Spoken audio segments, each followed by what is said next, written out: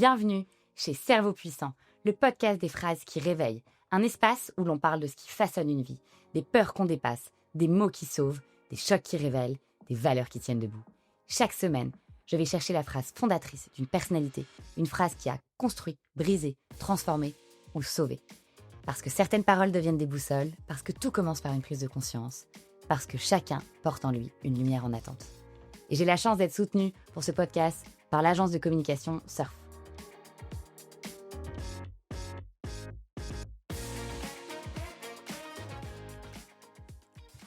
Aujourd'hui, j'ai l'immense plaisir de recevoir à nouveau Christelle Albaret, notre experte en santé mentale. Bonjour. Bonjour Christelle. Alors aujourd'hui, on va parler d'une thématique qui nous concerne tous, tôt ou tard, le deuil. On va parler de perdre quelqu'un, perdre une relation, perdre une vie qu'on croyait avoir, perdre une partie de soi. Le deuil ne concerne pas forcément que la mort, il concerne tout ce qui disparaît, tout ce qui ne reviendra plus, tout ce qu'on doit apprendre à laisser partir. On va parler de ça, d'absence, de manque, de douleur, mais aussi de ce qui peut renaître après. Merci Christelle d'être parmi nous aujourd'hui. Je suis contente d'être avec toi, Claire, et d'aborder ce sujet et de le regarder avec peut-être avec un regard plus doux, plus traversant. J'aime bien parler quand je parle du deuil, souvent du cadeau caché, on va en parler justement. Merci d'être là. Alors, en vrai, le deuil, c'est vraiment un mot qui fait peur. Oui. Pourtant, c'est une expérience universelle. Euh, Est-ce qu'on peut dire que c'est l'expérience la plus bouleversante qu'un être humain puisse connaître? Bah, moi, j'aime bien dans le deuil, alors, toi, tu vais mettre ma double casquette, celle d'expert, mais en même temps, celle du terrain, celle de la vie. Quand on parle du deuil, j'aime bien relier cela à une phrase, on dit toujours: «Du chaos naît la lumière».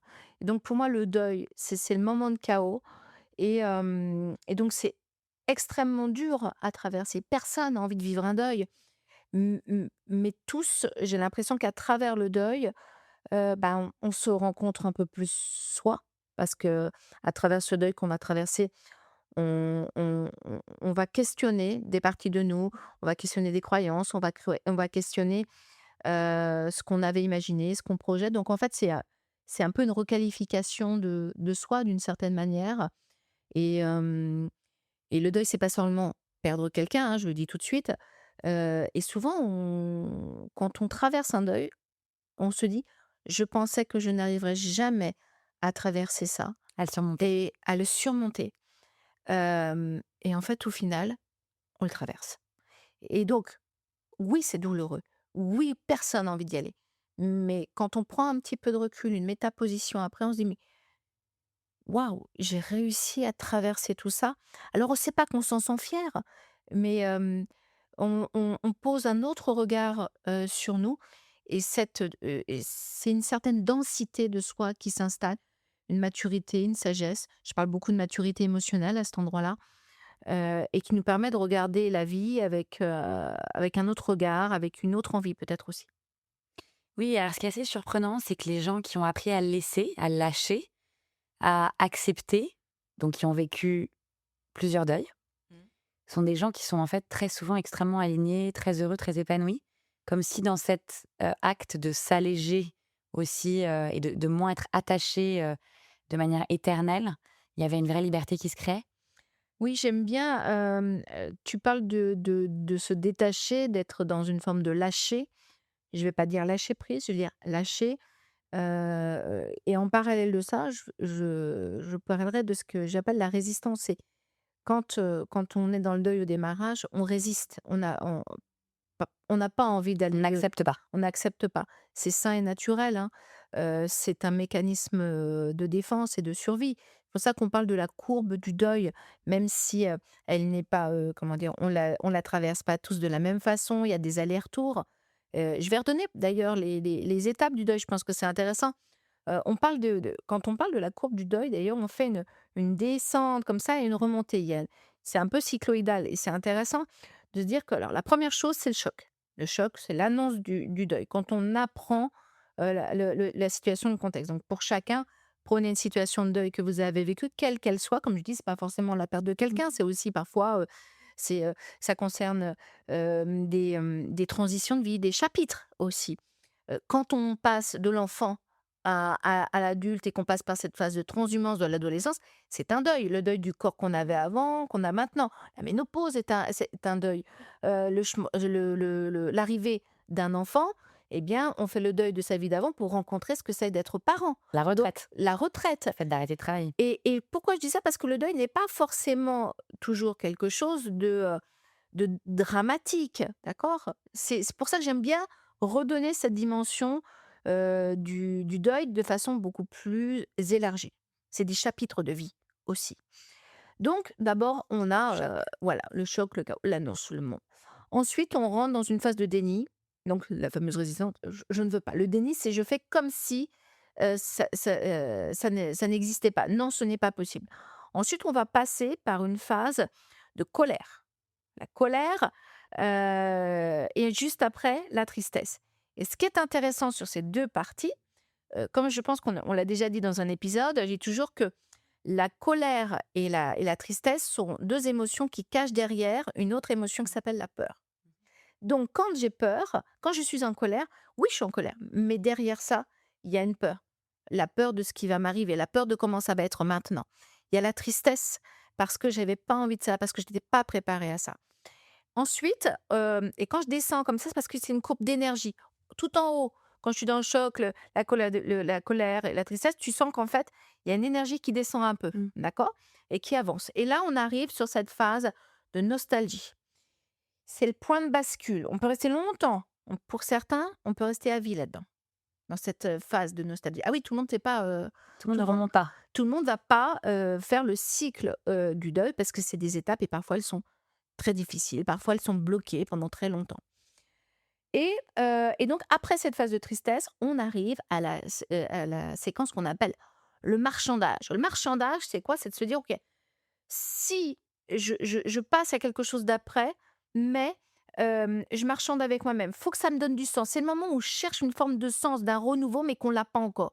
Donc on marchande. Voilà. Et ensuite, on arrive, à la phase de renouveau, cette partie un peu, recréatrice de quelque chose et on s'installe dans quelque chose de nouveau qui est là et parfois, après, on se rend compte et c'est marrant, je dis: «On se rencontre», qu'il y a ce qu'on appelle le cadeau caché. Alors, je suis très, précautionneuse quand j'utilise ce mot de cadeau caché.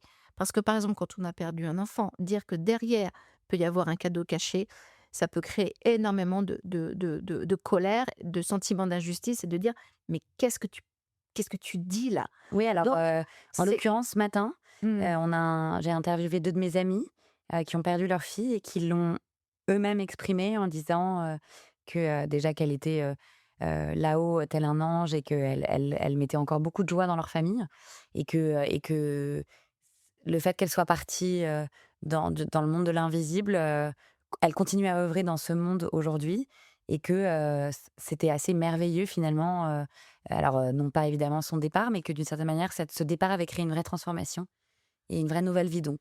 C'est eux qui c'est l'ont dit. c'est ça Après, et c'est ce que j'appelle cette notion de transformation de la vie. C'est avec un angle différent et parfois, c'est des années après qu'on va ce qu'on appelle c'est pour ça que je suis précautionneuse, bien il faut sûr, bien comprendre le ça a été subtil personnel et le subtil que je mets derrière et le mot cadeau caché, mais il exactement. est important. Parce qu'en fait, le cadeau caché, c'est si tout ceci n'était pas arrivé, eh bien, ce que je suis en train de faire, ce que je suis en train de devenir, ce pourquoi je m'investis ne serait pas. Par exemple, j'ai perdu un enfant, une maladie rare. Derrière, je m'investis énormément Mmh. au service de cette maladie, pour que les choses changent, pour faire changer les mentalités, pour faire avancer la science. Eh bien, en fait, c'est ce qu'on appelle le cadeau caché derrière, c'est cet élément de Mmh. transformation qui permet de continuer à donner du sens, un renouveau et quelque chose qui s'ouvre. Voilà ce que je veux dire. Et je trouve que c'est quelque chose qui est beau parce que, en effet, et j'ai beaucoup accompagné de personnes dans le deuil et qui ont aussi perdu des enfants, que j'ai interviewées, et beaucoup aussi dans l'émission «Ça commence aujourd'hui» et on a eu des histoires transformatrices magnifiques. C'est-à-dire à la fois cette douleur Mmh. profonde et en même temps, il faut continuer à vivre. Donc comment on continue à vivre? Bah, en fait, on devient un petit peu quelqu'un d'autre et ce quelqu'un d'autre, il a le droit d'être vivant. Alors justement, Pierre-Louis disait dans l'épisode, c'était hyper touchant. Il a dit, «Ne soyez pas trop malheureux, sinon elle viendra pas vous parler, votre fille». Oui, C'est c'est beau magnifique de ça. dire ça. Ça me Tu as ça vu? me touche énormément ça. Non, mais j'ai trouvé ça et je me suis Oui. dit parce qu'en fait, la question que j'allais te poser, c'est: «Qu'est-ce qui fait qu'une personne reste en colère?» Et elle a le droit, hein, enfin, je veux dire, moi, pareil que toi, je Oui. ne choi et qu'est-ce qui fait que d'autres, à un moment, vont se dire: «Allez, la colère, c'est de côté, je remonte la pente». C'est pour ça qu'en fait j'essaye, je l'ai dit tout au début de cet épisode, il y a la double casquette, il y a celle de l'expert et il y a aussi celle du terrain qui est celle du témoignage. Donc ça veut dire que personne n'est dans une case et que chacun va traverser un deuil quel qu'il soit, à sa façon, en fonction de ce qu'il vit, de ce qu'il a comme héritage, de son histoire de vie, de ce qu'on lui a donné comme permission ou pas, ça c'est une chose. Il y a des gens, si dans ton histoire, dans ton enfance, dans ta structure, dans même l'épigénétique, on ne t'a pas transmis la permission de vivre ou de la joie et qu'on t'a et c'est des choses Mmh. où par exemple, bah, tu vas te construire dans l'idée que, tu pas le droit d'être vivant ou de regarder les choses avec un autre angle et tu auras beaucoup de plus de difficultés à essayer de trouver la lumière derrière le tunnel parce que pour toi, le tunnel est ton presque un petit peu ton lieu de vie. Tu Ton vois ce que je veux terrain? dire? Ce qu'on t'a le terrain qu'on t'a transmis. Je reviens donc du coup un peu en arrière. Pourquoi? Et pour répondre à ta question, qu'est-ce qui fait qu'on peut rester fermé à un endroit? Et pareil, je donne des pistes, il y a rien d'écrit en disant: «C'est comme ça, c'est que comme ça». J'insiste, c'est Je crois important sur ce que sujet. tout le monde le sait sur notre Voilà, format, voilà, on discute et on exactement. C'est une c'est discussion ouverte et il y a pas de dogme en la matière. C'est pour donner des pistes pour chacun, d'accord? Donc des fois tu es fermé, tu es enfermé, pardon, mais c'est temporaire, OK? Même si c'est un temporaire qui peut durer longtemps. Parce que la courbe de deuil, je t'ai parlé de l'intensité tout à l'heure, OK? Mais je t'ai pas parlé de l'autre partie qui est la durée dans le temps. Dans une courbe de deuil, heu, par exemple, aujourd'hui, ce soir en te couchant, tu vas faire le deuil de la journée d'aujourd'hui pour pouvoir rencontrer la journée de demain. On est d'accord? Mmh. Mais là, en fait, c'est bien un deuil. Mais il est hyper rapide, tu te poses même pas la question. Pourquoi? Parce qu'en fait, il n'a pas été forcément, convocant émotionnellement. On est d'accord? Par contre, si tu as vécu un truc exceptionnel aujourd'hui, tellement, c'était génial, extraordinaire, tu une journée d'anniversaire, tu as quelque chose qui était Devant le super, mariage, un tu sais, mariage, tu te maries, tu as tellement d'amour et tout, tu as pas le envie que la destin. journée se Ouais. termine, et pourtant c'était un bon moment et donc le deuil de cette journée-là, tu as envie un peu de prolonger les choses. Tu vois, rapidement, va y avoir cette nostalgie qui s'allonge et elle n'est pas forcément toujours négative. C'est une façon adaptative de continuer à vivre ce qui est là pour se sentir prêt de passer de l'autre côté. OK? Quand on est dans la colère, quand on est dans la tristesse, quand on est sur ce groupe de deuil, il y a une chose que je n'ai pas dite, c'est c'est pas quelque chose qui est en ligne continue. On peut faire des allers-retours. Mmh. Je peux aller dans la tristesse, repartir dans la colère, repartir dans le déni, revenir, parce qu'en fait, c'est des moments où par couche, au fur et à mesure, on va s'approprier, on va digérer, on se prépare à pouvoir remonter en fait, en soi et se Et réapproprier. pour tes patients, toi, quelle est ta recommandation pour la colère? C'est vrai que la colère, c'est très, ça prend une énergie de dingue et ça fait du mal, J'adore ce sujet de la colère, mais vraiment j'adore ce sujet, parce qu'en fait, peut-être aussi parce que je suis passée aussi, par là. par là personnellement aussi, hein, j'ai été à dans des périodes de vie, très en colère et je me suis rendu compte, mais parce que maintenant je suis un peu plus sage, un peu plus mature, que, la colère est un enfermement, la colère n'est pas un pouvoir. Je me suis rendu compte de ça, la colère n'est pas un pouvoir. Tant que tu es en colère, hem, tu es, influençable et malléable. Mmh. J'ai appris ça, en Tu es fait. possédé par ta colère. Oui et on peut aussi te manipuler Mmh, par ta colère. bien sûr. Donc, moi qui suis très attachée à cette notion de souveraineté intérieure, je me suis rendu compte que la colère nous empêchait d'être dans cette souveraineté. Ça ne veut pas dire qu'il ne faut pas passer par la colère. Elle est nécessaire, elle est très utile, mais à quoi elle sert? Mmh. Derrière la colère, souvent, il y a une peur. Donc quand je suis très en colère, de quoi j'ai peur? Si par exemple, les féministes qui peuvent avoir une colère par rapport à Mmh. cette problématique d'équité et autres. Derrière, il y a la colère, il y a une envie, mais aussi une peur. La peur que, par exemple, les droits régressent, que le chemin ne se fasse pas. Donc, il faut identifier. Astuce que je donne quand on est dans de la colère, c'est OK. Déjà, quand on est en colère, il y a un besoin de réparation et un sentiment souvent d'injustice. Donc, il faut le nommer. Pas rester dans l'émotion, dire OK, je me sens en colère là. C'est quoi mon besoin de réparation? C'est quoi que je trouve injuste? Par exemple, j'ai perdu l'homme que j'aime.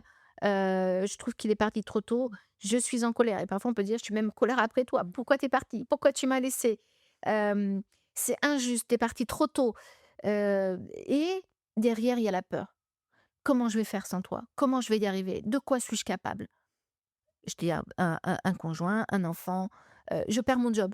Je suis hyper en colère après mon employeur. Mais en même temps, je peux être hyper en colère après moi. Oui, après tout ce que j'ai donné pour ce job, j'ai fait tout ce que je pouvais. J'ai été hyper loyale. Je me sens trahie. C'est injuste. Je suis en colère. Mais cette injustice, elle dit: «OK, mais dis donc, à un moment donné, est-ce que tu as pas été à contre toi? Est-ce que tu as pas pourquoi tu as tant donné?» Mmh. Alors que tout le monde, tes potes, tout ça, ta famille te disait: «Bah oui, mais nous, on aimerait te voir plus à la maison, pourquoi t'es pas là?» Tu trouvais une bonne raison au fait d'être surinvesti dans ton travail et peut-être que derrière cette colère, on va apprendre une régulation de soi. Je me sentais exister parce que j'étais très engagée dans mon travail. Eh bien, peut-être qu'aujourd'hui, j'ai envie d'un autre, format d'engagement. Ça peut être, par exemple, je fais aucun exemple, hein, mais de dire: «Bah, maintenant je vais donner, mais je vais entreprendre pour moi, je vais arrêter de nourrir les autres», par exemple. Et non, mais très intéressant, c'est marrant parce que, tu sais, j'ai plein de questions, mais tu Oui, réponds non, mais tu réponds à toutes mes questions, non, mais dans tes phrases, donc c'est là où je me dis: «Ouais, dis donc, tu avais très bien préparé ton sujet, Claire. hem, non, mais j'avais donc, sur les moi, je pense que c'est bien aussi de leur donner des recos, en fait, les recos que tu donnes donc là, tu viens de faire une reco sur la colère.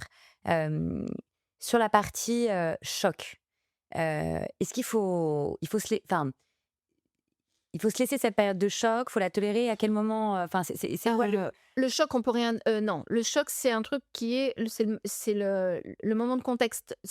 C'est l'avant-après. C'est ce qui le choc, c'est ce qui nomme qu'on on rentre dans une phase où le deuil va devoir commencer après. S'il y a quelque chose qu'on ne peut pas, ni non, mais prévoir, ni voir, c'est le choc. souvent on dit sur la mort, on dit que, tu vois, donc tu as l'annonce, avant Donc l'annonce, l'enterrement. c'est le choc. Ouais, mais en L'annonce. fait, on t'explique qu'il y a une période et je trouve ça intéressant sur la partie mort, où tu as, donc l'annonce, la personne n'est plus là, heu, jusqu'à l'enterrement. L'enterrement, on t'entoure, Oui. tu es très entouré, Oui. des témoignages, des fleurs et Oui. tout ça.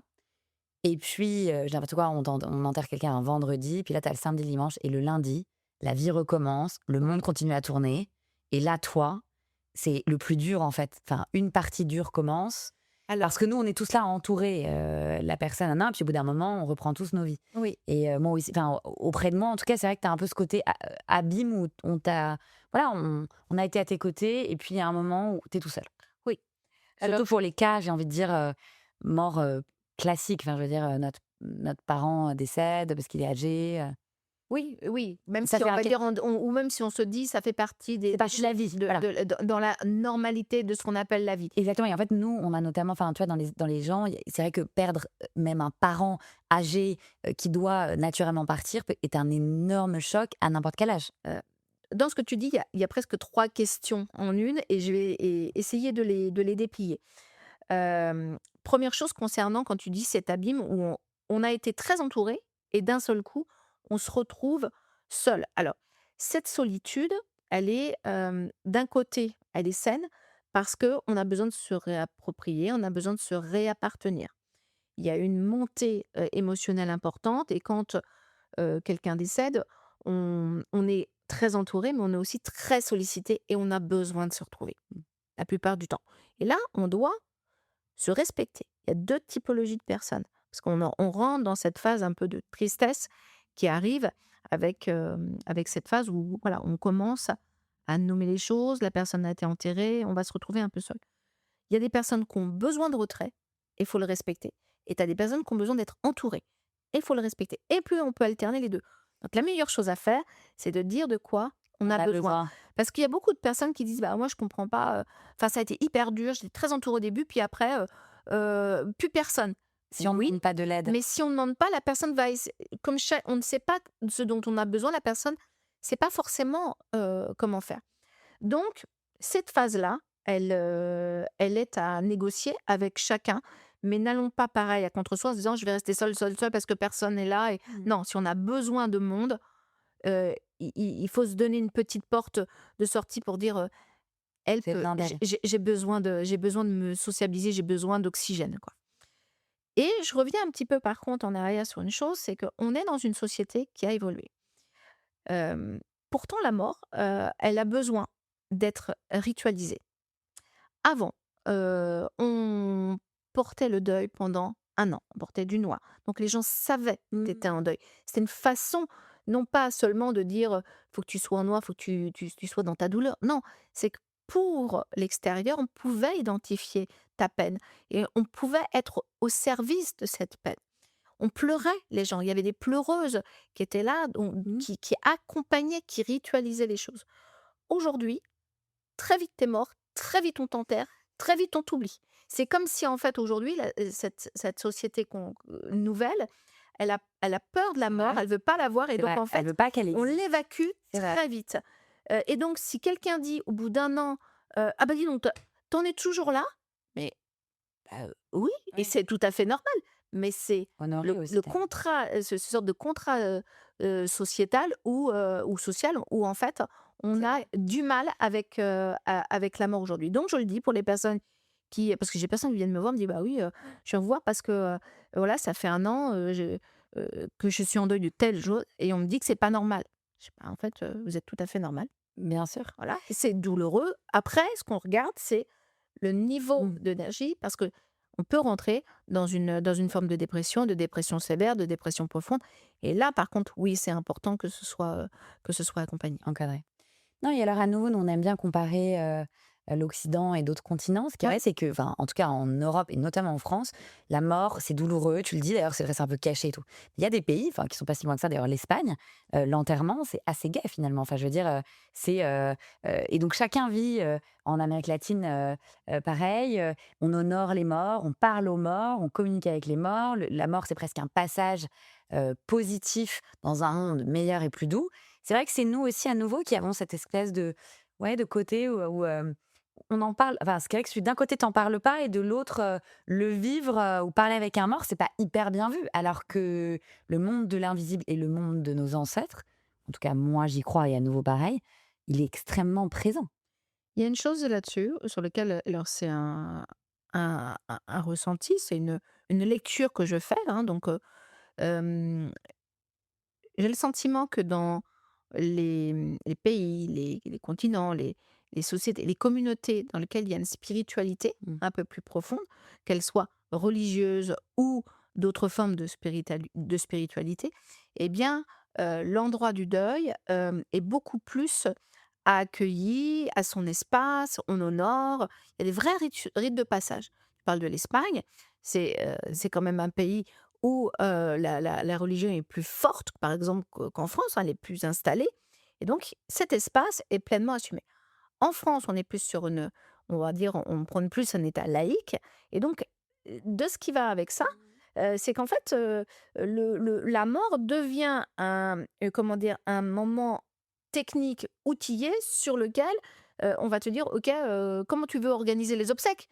mais c'est technique, Mmh. c'est logistique, mais là-dedans et je sais pas si tu as déjà fait ces expériences, elles ont beaucoup évolué, mais pour les personnes qui, ne sont pas forcément disent: «Bah, moi, j'ai pas envie d'être, par exemple, enterrée, enfin, d'aller à l'église ou autre», pour ceux qui veulent pas et qui, par exemple, disent: «Moi, je voudrais être incinéré dans un format laïque».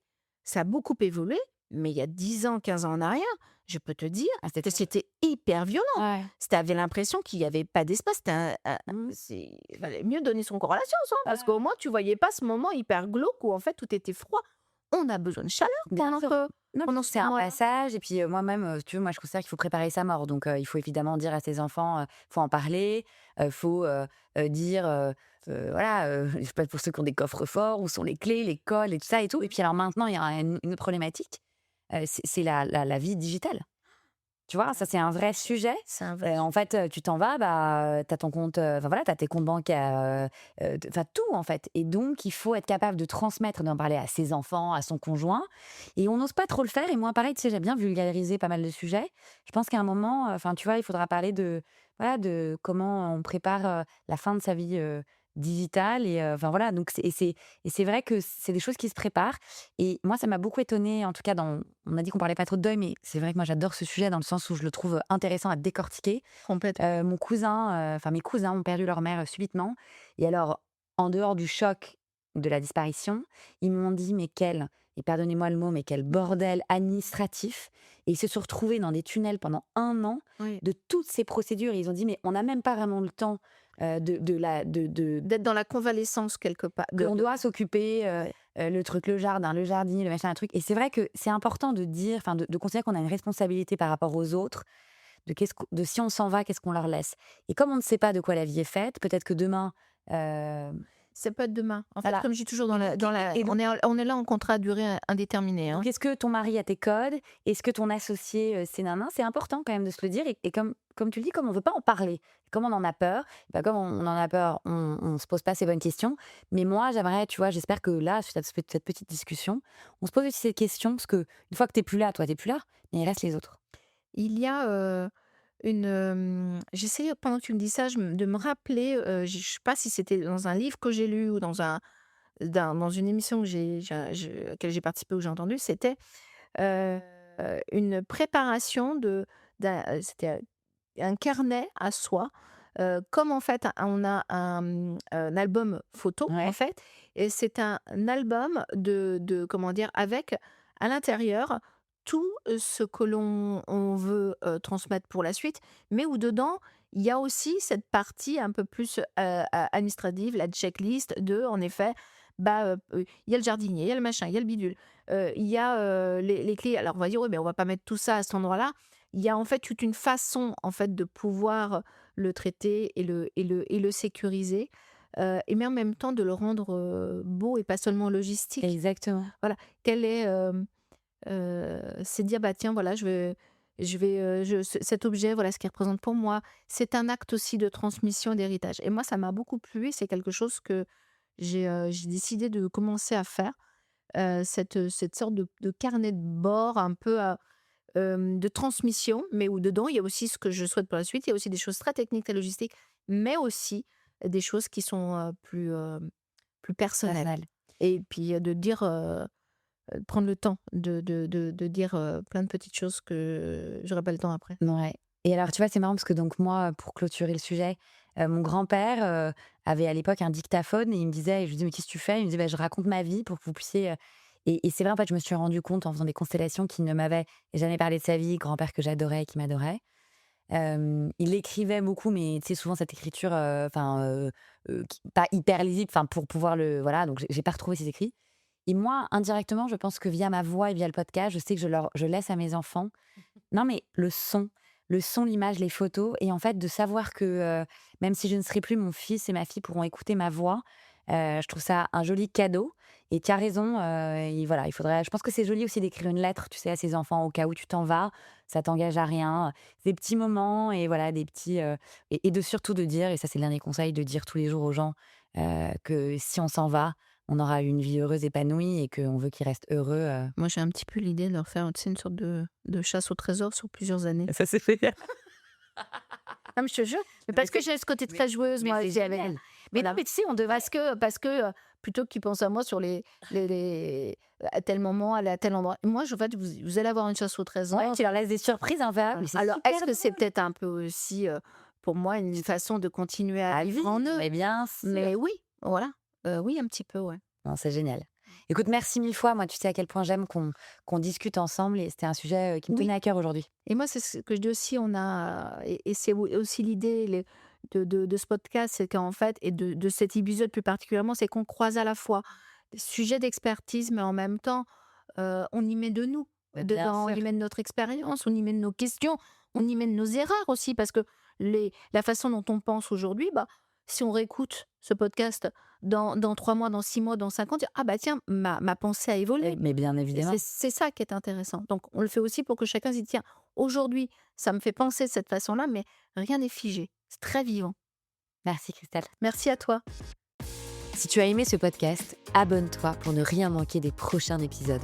Soutenir Cerveau Puissant et suivre toutes les actualités, les échanges à venir et les contenus que je prépare pour continuer à nourrir ce qui fait vraiment la différence.